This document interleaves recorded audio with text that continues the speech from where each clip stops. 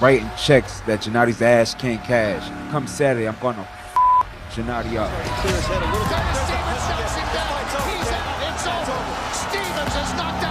After bagging 3 devastating first-round knockouts in his previous 4 outings, the Brownsville banger, Curtis Stevens, emerged as the first real credible puncher who could potentially carve his way through the unstoppable hype train of Gennady Golovkin. He's in my hometown, and come Saturday, I'm getting in destroying him.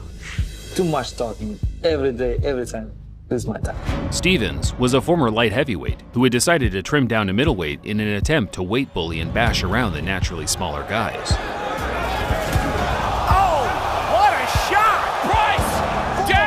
He was a decent enough boxer, but fell in love with his power. So much so that he would often lose track of his game plan just trying to set up a knockout shot. So when he came up against competent boxer movers like Jesse Brinkley and Andre Durrell, he looked out of his depth, and things could get a bit embarrassing in there as he crudely chased them around the ring. It's not whether Kenny fight, Skinny take a shot and withstand this thunderstorm I'm gonna give his ass. However, Golovkin's profile wasn't that of a boxer mover. Quite the opposite, a stalker puncher that would gladly stand and trade with all comers with varying styles. I like show my people my predator style. He's always looking to attack and to hurt. Sometimes I feel, oh, that's it, like, it's finished? Down goes Rubio. Second round knockout. Thank you very much. Buenas noches, amigos. Buenas noches, Stavka. While still a relatively new face in the American boxing scene, Triple G had already built a large group of diehard fans that endeared to his all-action style. His persistence to make every second of the fight a phone booth-style brawl was a harken back to the old-school legends like Jack Dempsey and Henry Armstrong. Good left hand to the body and left to the head. Down goes Boxer. Yet, he did it with a modern Eastern European-style twist, with unusual feints, shimmies, and punching angles that kept the crowd, but more so his opponents, on their toes, until the inevitable knockout shot landed. Now Golovkin's gonna have to do what he has to do, like that, to get Macklin out of here. Puts Macklin down. After the second round, I understand it is not boxing. I need street fight, like, just broke him. Golovkin, much like Tyson, had an aura of invincibility that struck fear into his opponents, but that's what made the Stevens fight so interesting. Curtis wasn't afraid at all.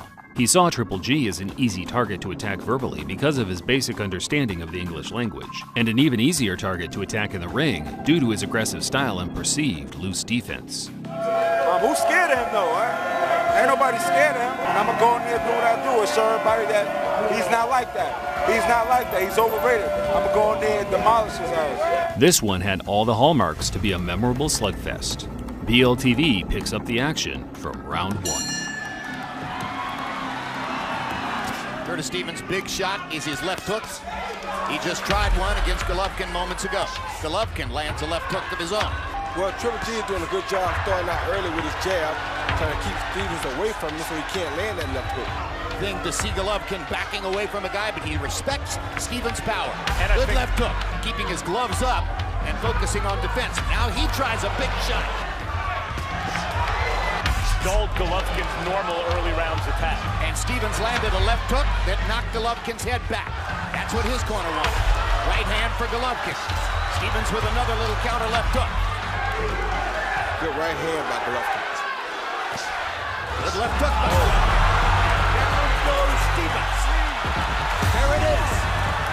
Cossack Thunder in round number 2. Stevens' face told the whole story of how the opening rounds in early knockdown came about. Golovkin wasn't just a slugger, more so a calculated offensive beast that, when he lands, it's always with bad intentions. He runs across the ring. Bangs Stevens into the ropes. 10 seconds to go in the round. Body shot. Looking upstairs. Misses with the left hook.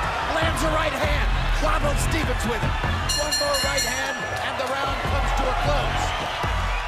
Stevens made it through the round, but Golovkin's pressure never faded, which in turn opened up a window of opportunity for Curtis to get off some of his own power punches as Triple G opened up. As Golovkin jabs him into position in the corner, throws a right cross. 2 big right crosses by Golovkin, and the possibility of a counter shot.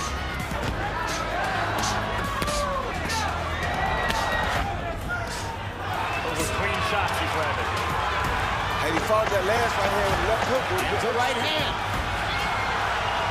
Golovkin lands an uppercut and a left hook. Taking advantage of Stevens' offense to counter with a couple of shots down the stretch. Stevens' chin held up, and he started to make the fight more competitive as it approached the midway stage. Golovkin knocking him back with the jab, lands a right hand over the top. Stevens much more aggressive than he was in the first 3 rounds. Now countering Golovkin's big stuff with big stuff of his own. Lands a left hook there. Oh, big left hook by Stevens. Momentarily wobbled Golovkin. Golovkin lost a couple of rounds, which served as the wake-up call he needed to get back to work and start forcing the issue on the front foot. Something Eastern European fighters seem to do very well. He's landed some good shots in this round. Now Golovkin with a body shot and a right cross, and momentarily hurt Stevens. Good comeback uppercut and a right cross by Stevens. And the left hook. Golovkin trying to measure him one more time. Right cross for Golovkin. Body shot, uppercut, right cross. Very active round for Gennady, who wobbled Stevens with a couple of shots and is still seeking a knockout. Nothing easy for him. Golovkin's pressure started taking a toll on Stevens as the former light heavyweight was bullied into the back foot for 6 minutes straight.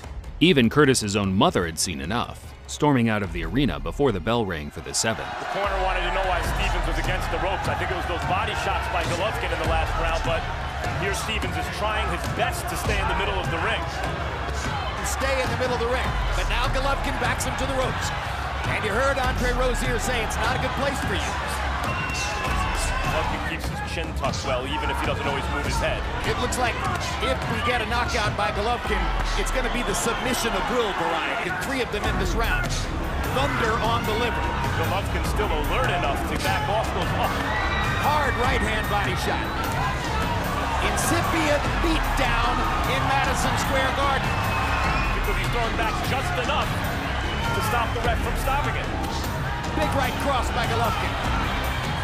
Whipping Curtis Stevens into the corner. And they're going to stop it in the corner. That's a great stoppage. Andre Rozier had seen enough. That's a great stoppage because the temptation with a guy who hits like Stevens. Stevens was beaten into submission by the end of the 8th, folding to the relentless pressure of Triple G, gladly accepting his corner's white towel after putting up a valiant effort. What was your plan for the fight? My plan just box, you know. I know I'm champion. I know I'm better. My power better, my speed better, you know, just I show it for gym, for TV, for my fans, you know. Stevens was a solid puncher, but as the future title reign of Triple G would go on to prove, you need to be more than just a banger to even stand a chance against the Kazakh killer. Like I said, in Golovkin fight, I didn't have no game plan. I thought I was going to go in there and knock him out. Listen, Golovkin did what he did. He beat me. I'm not going to take nothing. I'm not going to take that away from Golovkin. You know, respect to him for that. To be fair to Stevens, he's always been humble enough in discussing this fight in the aftermath, giving Golovkin the credit he probably should have considered before he got in there and decided to try to disrespectfully slug it out with, as he put it, no game plan at all. Like I said, in Golovkin fight, I didn't have no game plan. I thought I was going to go in there and knock him out. In the end, it wouldn't be a slugger, a puncher, or a slickster that would dethrone Golovkin. Instead, a mixture of the 3 as he battled out 2 modern-day classics with the future Hall of Fame legend, Saul Canelo Alvarez. Many argue, though, that Golovkin won both fights by being the more active punching aggressor. I want to say, like, I want to shake hands to Canelo, you know, congrats, all team, you know, guys. It's a real warrior. If you not understand nothing. Golovkin hung up the gloves at the end of 2022. He was a fantastic fighter, a real throwback. It's always a pleasure to cover his fights, and I plan on doing many more for this channel down the line.